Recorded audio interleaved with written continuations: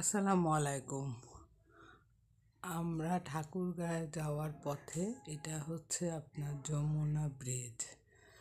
যমুনা ব্রিজে যাচ্ছে, অর্ণব গাড়ি চালাচ্ছে, অনেক সুন্দর করে গাড়ি চালাচ্ছে।